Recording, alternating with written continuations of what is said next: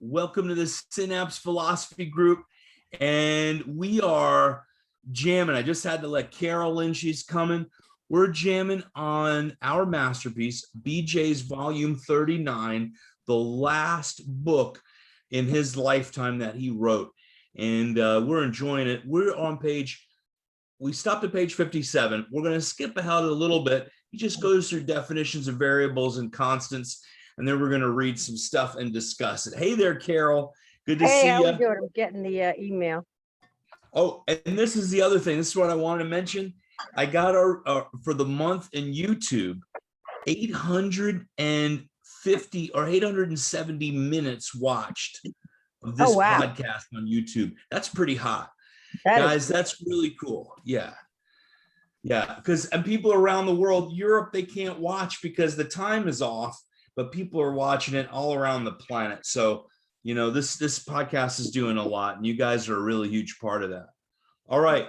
Variables are additions, thinking to make it more, or subtractions to make it less, are attempts made to essence or dilute, are designed attempts to substitute treatments of effect for adjustment of cause, are desires to replace stimulation or inhibition for restoration of transmission, are ideas of medical diagnosis rather than chiropractic analysis.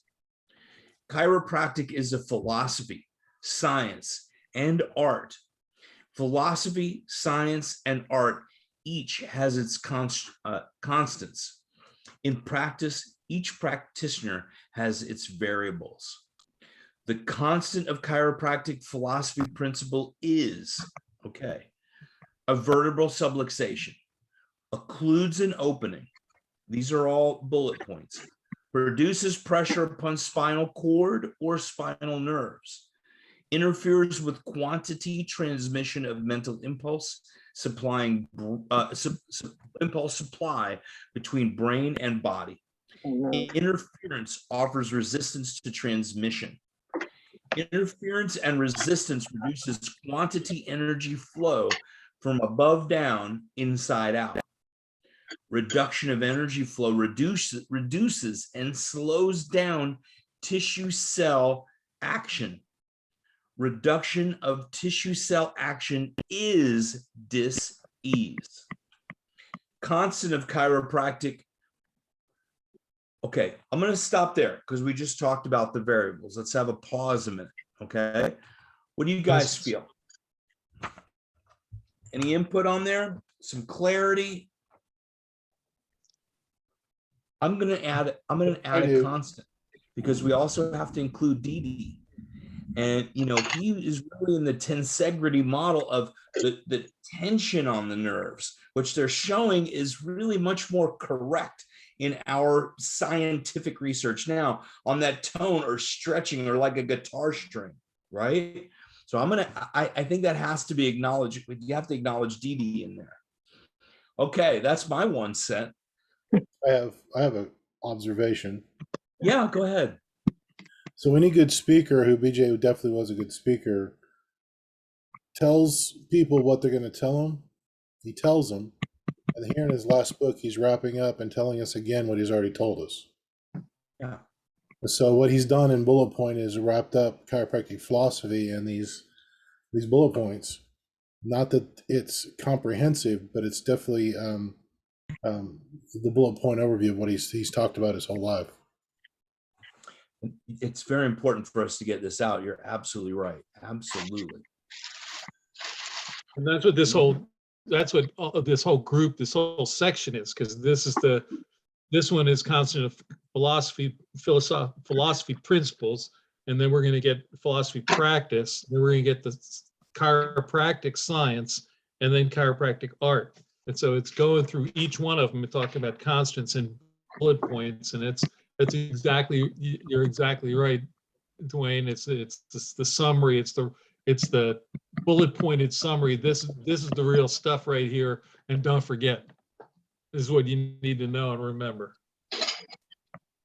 Would you mind, Alan, I said to read, you mind if we give Barry this section up to Constance of Chiropractic Science on 59? I'm fine. I'm just here to help Barry, out. you wanna rock that one out? Go for it. All right. Constant of chiropractic philosophy practice is a vertebral adjustment, increase opening, release pressure upon spinal cord or spinal nerves, restores transmission of mental impulse supply between brain and body, reduces interference to transmission of mental impulse supply, increasing quantity energy flow from above down, inside and out, increases and speeds up tissue cell action. Variables to chiropractic philosophy would be anything which You any left one out. follower, which any Increased tissue follower, cell action is health oh, and normal increase function. in tissue cell action is health, normal function. I'll repeat that again. Increasing tissue cell action is health, normal function. Variables to chiropractic philosophy would be anything which any follower would inflict into it, which is in conflict, which would nullify, modify, or abridge any or all of the above constants. You know, I keep thinking of Dee and Carver in the first 150 pages of 1910. Don't add anything into chiropractic. Absolutely. Don't mess with it. We have it perfect, you know. That's great. That's great. All right. Anybody have any insights or input? Keep moving. All right, let's keep going forward. Constant of chiropractic science is ascertaining exact location of vertebral subluxation, ascertaining exact malposition of vertebra, ascertaining degree of pressure, interference, resistance, ascertaining places of origin of function, paths of distribution on nerve conveying quantity function and location of functional effects because of interference and resistance. Ascertaining correct adjustment to correct vertebral subluxation malposition. Delivery of adjustment, accomplishing objectives of constant of philosophy of chiropractic. To accomplish reverse objectives or releasure, reduced interference and resistance. Variables of chiropractic science would be anything which any follower would inflict into it, which is in conflict, which would nullify, modify, or abridge any or all of the above. I just want to make sure that I want to make sure we're clear that I didn't quite understand it. The word is ascertaining, which means to find, to determine, and not asserting, saying this is what it is, right? Ascertaining exact location, ascertaining exact malposition. You were probably saying that, I just didn't hear it that way. And since we're recording this for other people, I want to make sure that was clear. Yep, ascertaining. All right. The constant of chiropractic, I'm going to read now. The constant or chiropractic art is, thank you, Barry, that was very good, is adjust that subluxation in that direction. I love it when he does these, italics and everything, in that manner, which most completely and most quickly accomplishes objectives of philosophy and science. Variables of chiropractic art would be anything which any follower would inflict into it would be in conflict, which would nullify, modify, or abridge any or all above constants. To list or enumerate variables of conflict which would nullify, modify, or abridge the chiropractic principle and or practice constants would be to list and enumerate everything contrary and antipode to above philosophy, science, and art. All right, with the next section.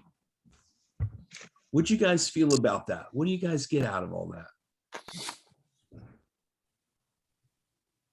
Anybody? It just is so clear and straightforward. There's not, to me, there's not a lot of discussion here. It's like, this is what it is. And Don't forget it. Anything you mess with this, anything you add to it, anything that denigrates it in some way is reducing it and making it less than what it is. yeah. Constant case of constant variables, absolutely. And he's laying down the law.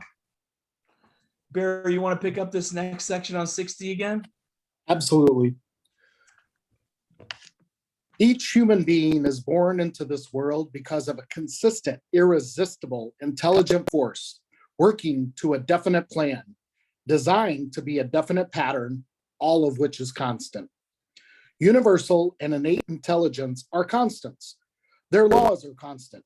Purposes and designs are constants. They control earth, sea, sky, stars, and planets, air, water, light, and heat by immutable constant control. Pattern from which man is made, process of his make, his reproduction, is a constant. Life force in man, byproduct of that force, such as skin, muscles, bone, is governed by constant. Great and simple principles and practices are stayed and sturdy and become monuments of lasting and permanent understanding, which can never be destroyed because they are constants. Why do we admire such men as Christ, Lincoln, Edison, Ford? Because of their constancy of thought and action. Imagine what would happen to any of this if variables, with their ungovernable, irresponsible, and inconsistent ideas, were to prevail. We don't admire or respect wishy-washy, undetermined, variable human beings who are gone with north wind and come back with south wind. There is a constant underlying the chiropractic principle and practice: subluxation, occlusion, pressure, and interference to mental impulse supply between brain and body, from above down, inside out, which slows down tissue cell activity, which given time creates disease. Adjustment, opening occlusions, releasing pressure, restoring mental impulse supply between brain and body, increases tissue cell activity. Given time, recreates health. That constant is either right or wrong. If right, it is totally right. If wrong, it is totally wrong. Let's pause a moment. Okay. What did you guys get out of that? What do you feel from that? Any input? You know, you can feel his passion. He's getting even more passionate as he's going along. And I can almost feel like, you know, banging his fist on the desk. Exactly, Carol, just like that. And, you know, it's interesting. He's never like mentioned Christ before. You know, Dee Dee's mentioned Christianity as, you know, when he was mentioning, you know, inspiration. And he said, you know, in the Christian world, we'd call that God. But, you know, I really haven't read that before from BJ. And that's very interesting. And, you know, who can really anchor to an unanchored mind? The wishy-washiness, you know, we don't admire or respect the wishy-washy or undetermined. You know, we've got to be determined as chiropractors. We got to get up and you got to go tell people, you know, what we do. Our mission is, I always say this, have a mission bigger than your fear. We just talked about public speaking. If you got to tell somebody, listen, this could save your life, you know, or you stay shy and you don't open your big trap sometime when you're in line at the grocery store, you know, really he's talking about, don't be wishy-washy, get up and do this. I think it's good. I get empowered from it. So anybody else?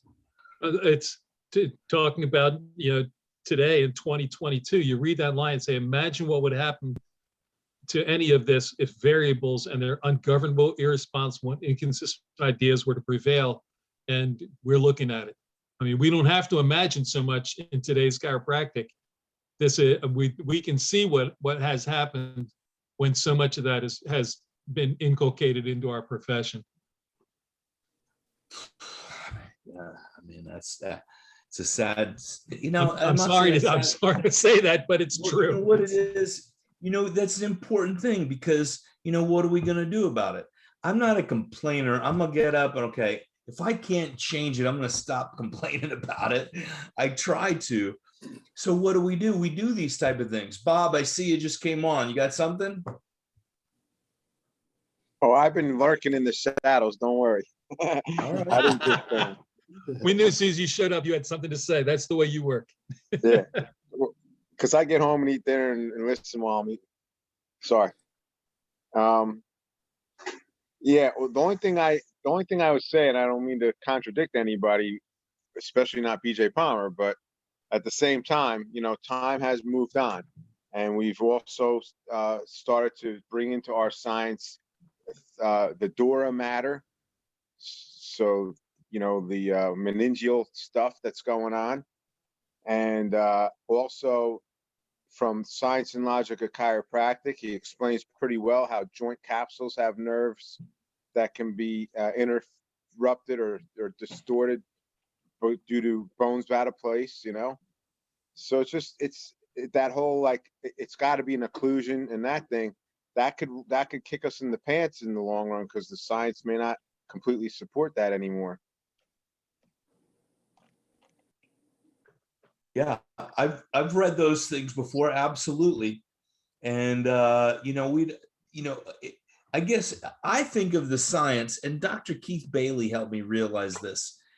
Really, science, art, and philosophy, a lot of the science has to do with the current science of today. They didn't know all about the dura, like you're saying. They knew some, but not actually all the layers. And also even the synapse, they knew it existed, they don't understand it. And just recently, they've found out that the CSF comes all the way out to our, the periphery, all the way to the end nerves. So yeah, there are limitations in the science of that time, for sure. The science of the principles of chiropractic haven't changed, though. No matter what the science is, the principle of chiropractic has stood sound, which to me really makes it a law in a way. Yeah, this is the principle still the same. And he does mention cord. He doesn't mention the parts of the cord, but he does mention cord. Yeah. So, and like earlier when we were reading too, and you had a flash of DD, he was talking about, I think, pressure in the sentence, but if you change, I believe it was pressure, but if you change that word to tone, you would get DD. And he's talking about the principle and philosophy here. He's talking about universal intelligence, which DD did. And for BJ Palmer, at the end of his life and the past several chapters that we talked about, he was in the science mode. Here he's bringing the philosophy into the science. And the details are in the wording, but he's just stating the simple facts, which the principles are constant. Yeah, my point is not that he's wrong. My point is that the statements are a little so constrictive that it doesn't allow us to evolve. I don't think we should change as much as we should evolve in our understanding. I'm not saying throw the baby out with the bathwater by any means. That's for sure. I got you. I believe we are on the same page. I believe that the science truly tests and determines the why of our philosophy. And truly with the Dura and the new things that are coming out, it's still proving our principles. Oh, absolutely. Right? I agree. It's still proving it. I just the only thing I was saying is if we only keep it down to occlusion at the opening, that's where we're going to have a problem. Nowadays, I got you. Where in those days, that was their understanding up to that point. I get that. Gotcha. Even Pasquale used to say, Haig, I'm sure you remember, it's not this, and he'd squeeze the nerve. That's not what it is, He was pretty adamant about it, but besides that. Well, I think part of the occlusion issue came from BJ using so much X-ray as one of his science validations at the time, because it still came after he talks about, you talk about occlusion, but then you talk about interference to the transmission of mental impulses, so ultimately that's the issue.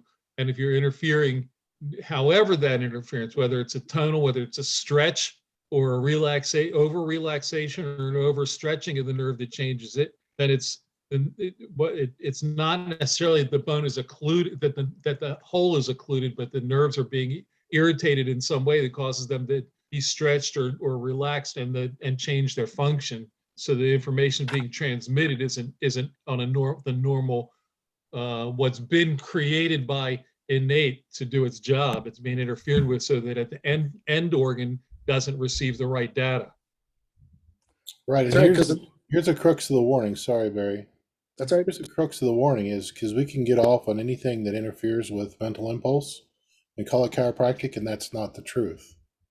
We can get on anything that causes malposition, malfunction, pressure, and call it chiropractic, and that's not the full truth. And I think this is part of the warning, is we need this definition of that he lays out to say this is chiropractic and this isn't. Especially when new stuff comes out.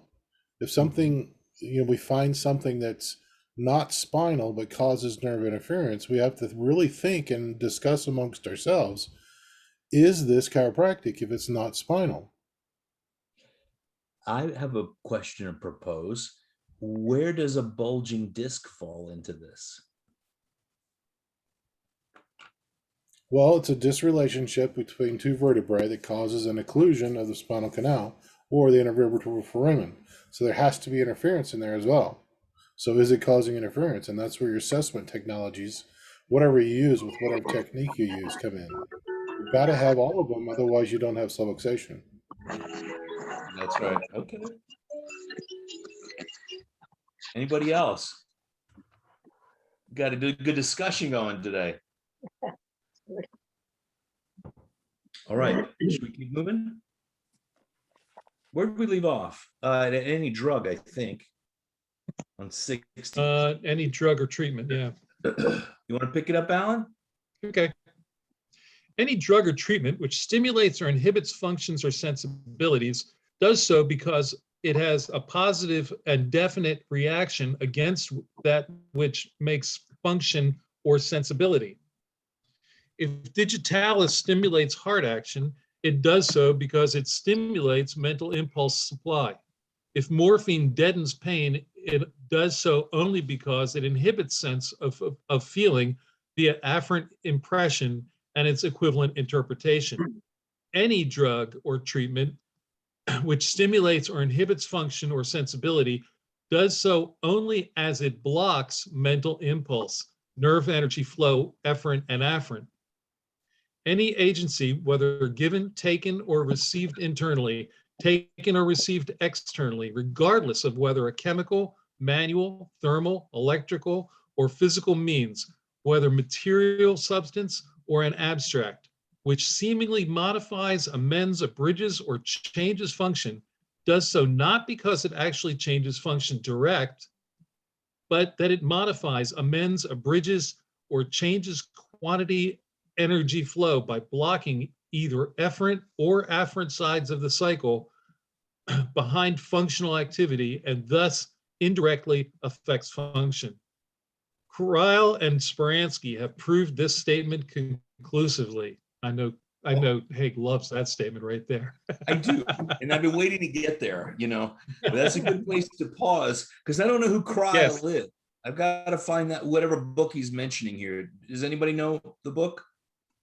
Because Speransky's the basis of theory of medicine, but Kreil I do not know. And at some point, this is one I want to start getting reprinted, is the rational bacteriology, or whichever I got that here, and by Werner Wyant and Watkins. This one's signed by Watkins, but by J. Robinson Werner. And that he did this, you mentioned his book before, Bob, but this might be one of the reads we should do at some point. But does anybody know anything about Kreil? Well, I just looked him up. Yeah. And George Washington Kreil was an American surgeon. Kreil is now formally recognized as the first surgeon to have succeeded in a direct blood transfusion. He contributed to other procedures such as neck dissection. There you go. Corral designed a small hemostatic forceps, which bears his name, the Corral mosquito clamp. That's the gist. I could go on probably, but that's probably enough for us for now. He's got a clamp now named after him. That's cool. I wonder if it's the same guy. I hope. Anyway, so we're going to look for his paper. If you find his paper or whatever it was, I'd love to read it, okay? All right. I'm going to read a little more. You guys ready, or you got anything else there? You go. All right. Chiropractic principle and practice is to adjust open occlusions, release pressure, restore normal quantity flow between brain and body.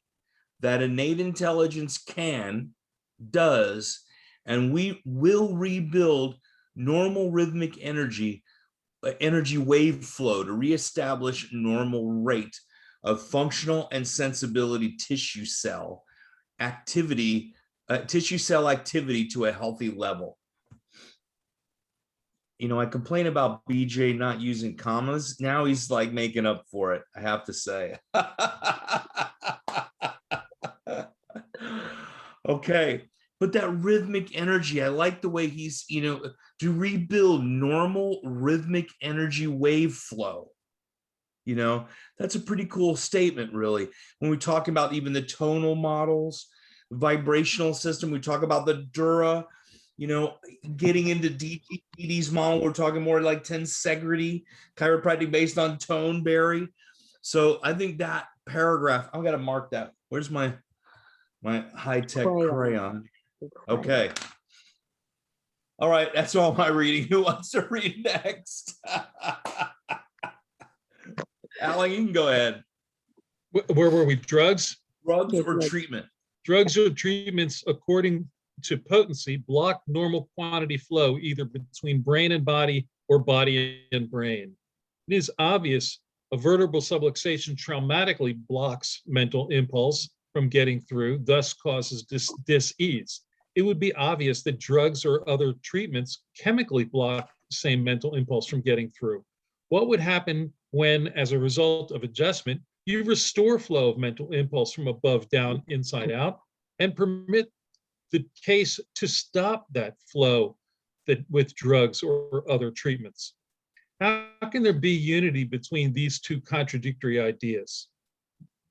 In our clinic, we prohibit without reservation any cases taking any and all drugs or treatments while under our care. One definite statement is made to our cases in our first day introductory instructions as follows.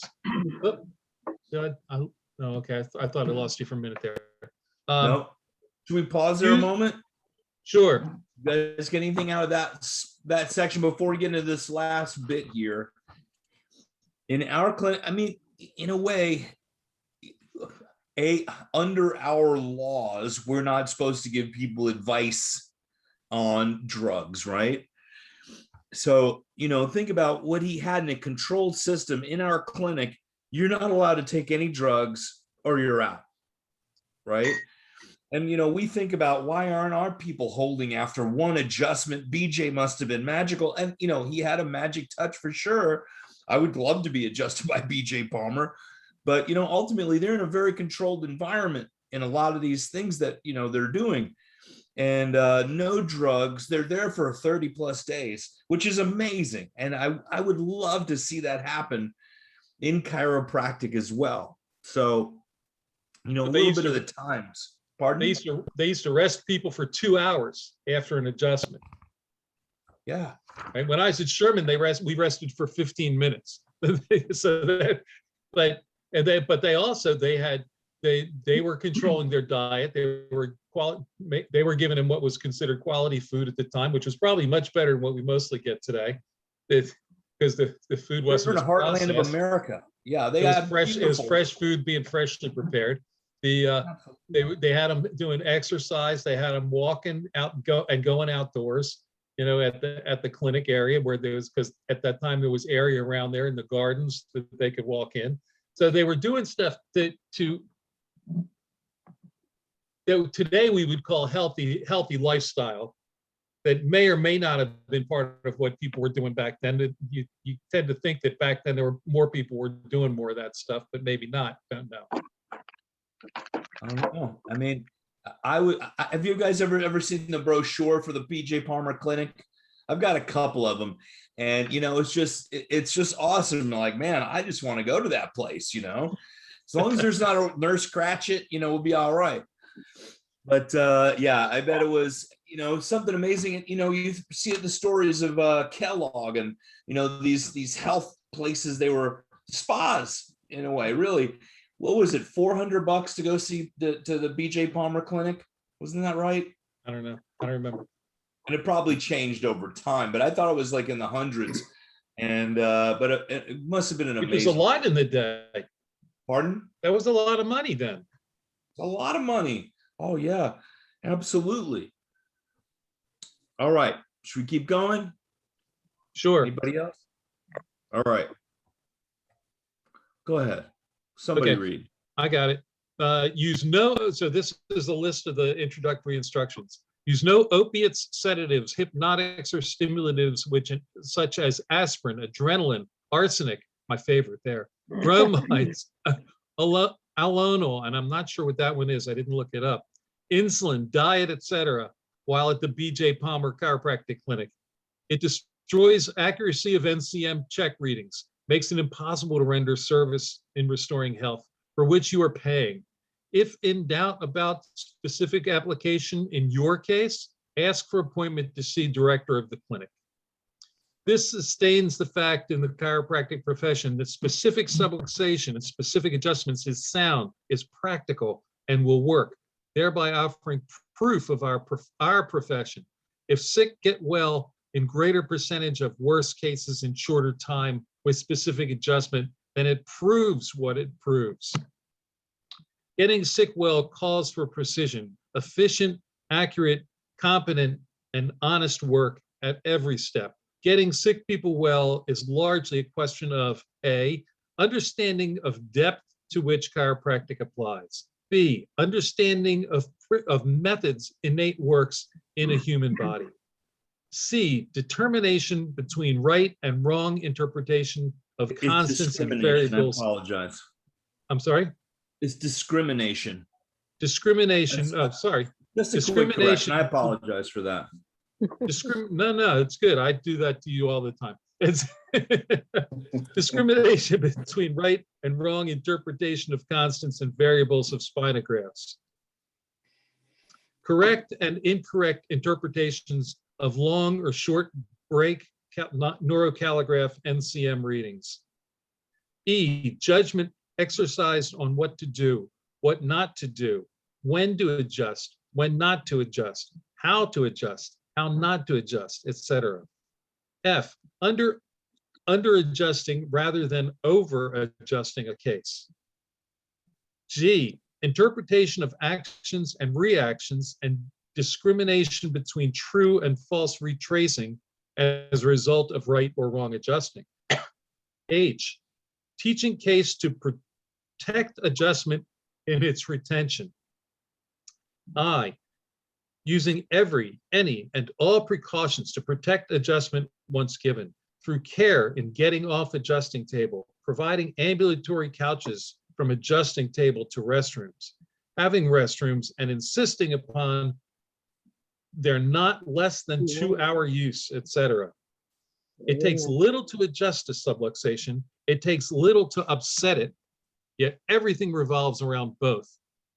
Each must be safeguarded in preparation on one side and protection upon the other. No chiropractor can afford to be careless on either side of this important issue. Should I keep going here? I was actually just looking back to reread that paragraph again. That last one? Yeah, it upset it. It takes little to adjust subluxation.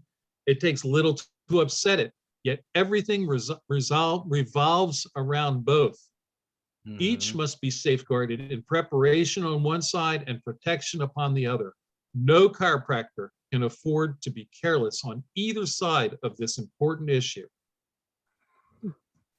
Yeah. You know, being in tune and connecting and that adjustment, you know, there is no small adjustment. And I think everything is, you know, is that's why even through the years, I've lightened my adjustment by so much. And I think that's an important part. I did have a question came to mind. Where did the non-therapeutic, right? Because we're talking about getting sick people well, the wellness model come in and getting, you know, we check for subluxations. When did that begin? Well, I was thinking about something related to that, and actually, I've been Here comes the proctoring exams binder. again this, huh? Here comes the binder. Well, it's something I was thinking about it because I was reading some of the book while I was proctoring AP exams this week. I had a lot of time to read. What book? This book, I was reading this book. Oh, good. Okay, yeah. And so what happens is we have, and I wrote, and this is what I wrote at the time, just sitting there at the moment. And I said, constant reference to getting sick well. That's been a theme. We keep saying getting sick people well. And I said it has led to confusion in the profession. It refers to the result of removing the interference to the flow of mental impulses. Chiropractor is allowed to, I can't read my own handwriting. We get to the restoration of health by allowing a normalization of the body functions. The reduction of symptoms is the secondary goal achieved by the first goal, which is removing the subluxation. He's so much involved with the thought process of, you know, he expects the symptoms to change for everybody. Sick are going to get well, but he's doing it with only adjustments, and he's saying that's the thing, that's the key. We've lost that part of it, because the getting sick people well, although he talks about it as if it's the goal, it's really the secondary goal. He doesn't expect. He's not saying I'm getting sick people well. He's saying innate gets sick people well when we remove the interference, but people have glommed onto the get sick people well and symptom relief, and any way you can get it, whether it's by, you know, ultrasound or electric stim or infrared or vitamins or, you know, whatever else people are doing today, because it changes the symptoms. It changes the symptoms, and so they're getting people well, but it's not the subluxation, which is the core here. Right, because BJ's not defining wellness here. He's saying, like you're saying, Alan, clear the subluxation. And this is a conglomeration of our principles. You have to think he's heading a school when there's hundreds of other schools happening at this time that, to me, are not doing chiropractic, more manipulative therapy upon many other things. And he's also scientifically running a clinic to prove to our profession the most efficient and effective way to adjust the spinal column. So he's doing a lot here, including getting heady and philosophical. He doesn't define wellness here. You're right. And Nate does all this. Yep. But the expectation is that people are going to change, and the symptoms that they come in complaining about are going to change. That's it. He just knows that's going to happen. We're going to get sick people well, and that's all he's saying. But he's not saying, he's saying the way to do it is remove the interference. It's all he ever talks about. Anybody that's been in practice more than 2 days sees that. And again, I agree with you. He's not saying that's why we do it, but this is what happens. What's interesting to me is if you look at A through I, A and B is the orientation.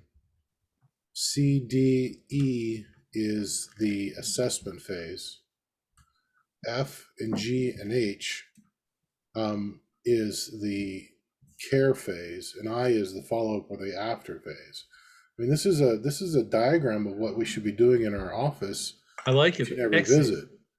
And what most people don't get, us obviously excluded because we know how to do it, is the key words in E are what not to do, when not to thrust, when not to thrust, over adjusting, or over thrusting. We tend to, as a profession, we think that what they're coming in for is that thrust, and that's not the case. And that's part of A and B, is why are they even coming in the office? The important thing is, do you have subluxation? That's the number one thing. And he expounds upon that. If they understand why chiropractic is important, how innate works. If we could just fall in love with innate again and what it does in the body, it would solve all of our problems as a profession. Ain't that the truth? And if our clients, if our patients, if our members, if our people that come in and get adjusted and checked would understand innate, they would not want us just throwing in a thrust just because they showed up to the office. And I think it's really cool here, and I think it's paramount that we understand our assessments have to indicate that there is subluxation. We don't just go and be a crack dealer and sell the crack and the pop. We are better than that. We are chiropractors. And so I really like this list here for that reason. Plus that last paragraph, it takes little to adjust, and therefore it takes little to upset it, especially right after the adjustment. If we could just wrap our heads around that a little bit as a profession, that would be amazing.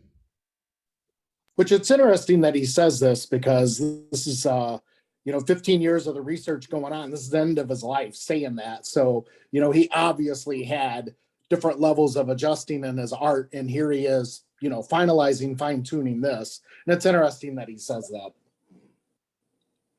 Yeah, it really is. It really is. Go ahead, Bob. If somebody was to have, like I had a patient whose husband went out for his normal jog or run and keeled over and died on the road. Now you could say he wasn't sick until then, but obviously he was.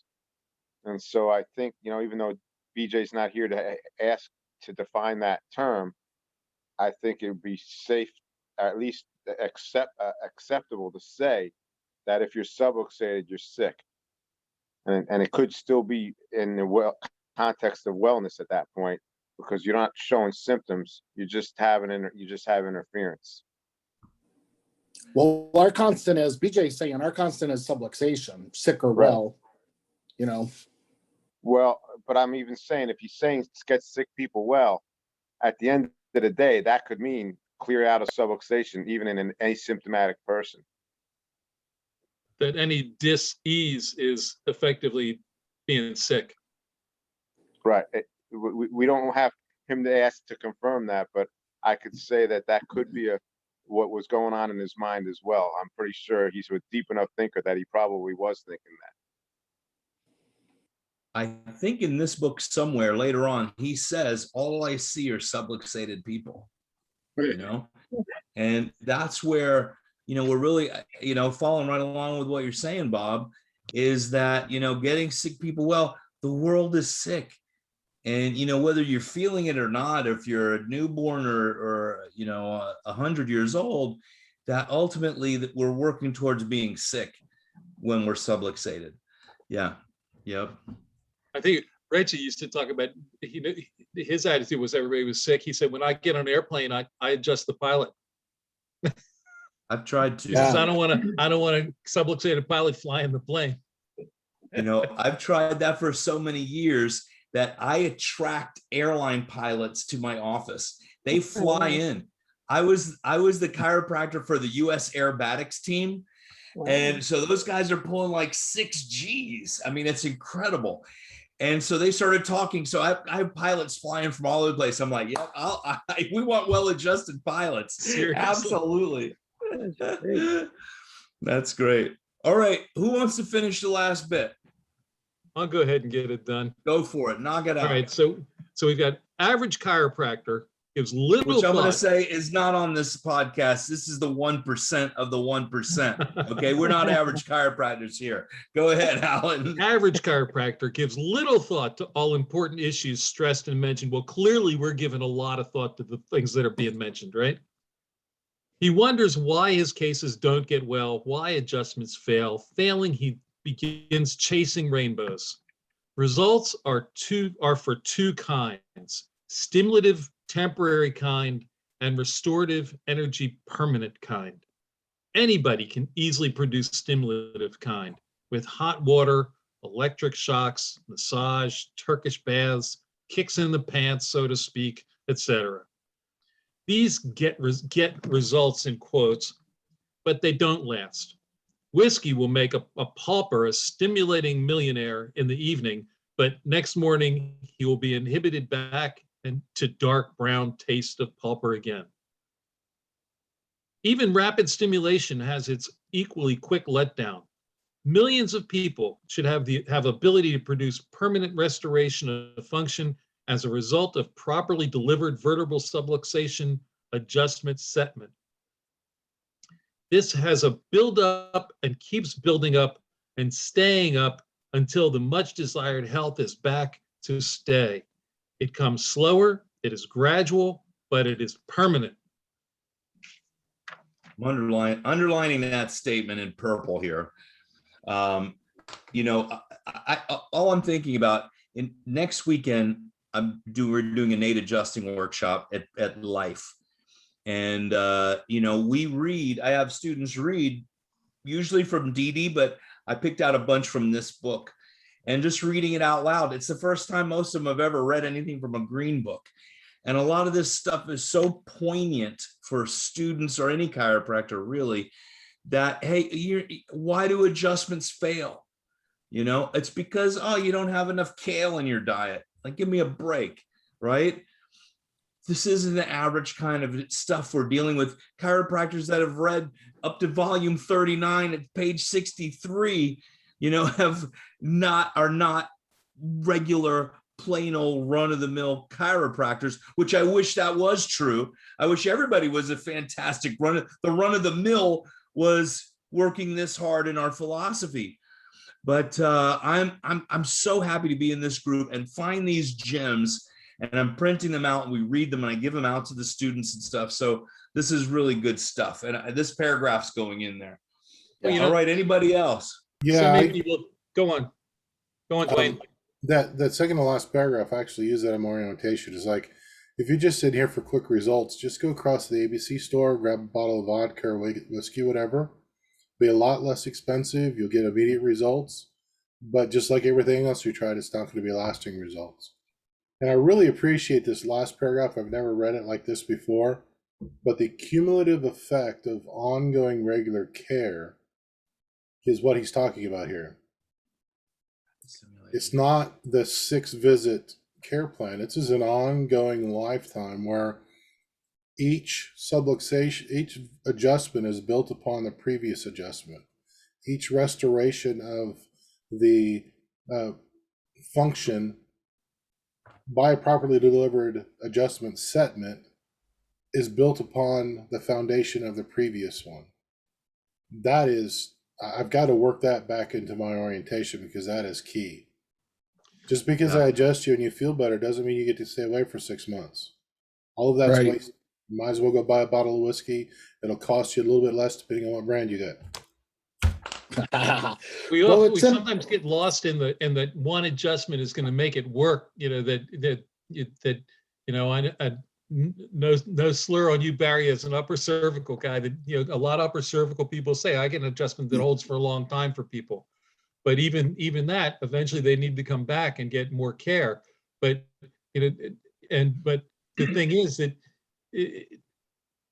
techniques that I've used have often, you have to help educate people, and they do start to hold an adjustment over time. And it's a matter of, are you doing a type of care where you start to see people come in and you say, you don't need to be adjusted today, because it should happen sometimes if they've been under care for a while and getting regular care. And it builds up to that with almost any technique if it's done properly and the care is provided properly. It isn't necessarily 3, 2, 1 like Parker promulgated. That's a great, you know, practice building technique, but is it what people really need? And does it really do what needs to be done for them? Each individual needs their own individual care plan. Alan, I'm going to enlighten. That's where the 3 times a week was from Parker. Correct. 3 times a week, twice a week, once a week. That was from Parker from years ago, before my day, but I know the story. That is, thank you for bringing that to light, Dwayne, because I didn't get that immediately. And now that you brought that to light, it's perfect. Because I tell my people in my orientation, I tell them, look, I'm not an aspirin. Aspirin's destroy your kidneys. It's the number 1 cause of kidney failure, and I'm not going to hurt your kidneys. I don't say that all the time in that way, but that's a very, very poignant statement, because we do think of BJ, one adjustment, because I was just talking about it, one adjustment and you're off on your own after 30 days staying. Really, he's talking about the accumulative effect and how important that is. That's what we're doing. That's what we're here for. We're here for the people that are in it to win it, for the long term. And, even just educating our team in the office that we get a lot of new people, but it's really the people that get it and they stay. We're here for the people that have been here for 15 years or 20 years already. So because they get it so much. And you see a difference in those people, don't you? You do. And even in their own families. I had a woman just the other day, her husband passed away, and she brought in her autistic grandchild. He was having seizures. He's like 16 now. When he was 2, his seizures got better. His mother stopped, bringing him in after the grandma started, and his seizures started again. But now he hasn't had one. The grandmother just told me the other day, she goes, look at all the people in my life that don't get adjusted, which is the daughter, but the grandson does. The husband who passed away, she's like, I'm the healthiest person that I know. And I get adjusted. I'm like, I love you, Rhonda. You're awesome. And HIPAA, I changed the name. Okay. All right. Go ahead, Barry. So in this last paragraph too, what I'm hearing and listening to is innate, because permanent is innate, and a living human being. Innate is permanent. Permanent restoration of function. That's innate's job, is to restore and organize our matter. So, and that takes time. And what's interesting is the paragraph before, thank you, Dwayne, to mention the whiskey. He studied actually whiskey ingestion in the humans with the neuroencephaloneuromentipograph, and studied and saw what the graph did, what the human body did as it was chemically absorbing this and how it affected our nervous system. So here he is in these final paragraphs, still trying to show the science, show what common man, run-of-the-mill people do, stimulate and inhibit. And he's trying to regroup us again, saying, no, this is our vitality. We work with the permanent force called innate. And here is the way our BJ Palmer Clinic is studying this and proving this scientifically to the world, including chiropractors, not just medicine. This is brilliant, BJ. Brilliant, BJ. Brilliant. What's this next chapter? So, hold on. Go ahead. Hey, do you get gold stars? Gold stars? Yeah, Barry needs gold stars for saying that mental and electroneuroencephalomantipograph. He needs gold stars for that. Neuroelectroencephalomantipograph. You get gold stars. You didn't even stutter. That was amazing. Good job, Barry.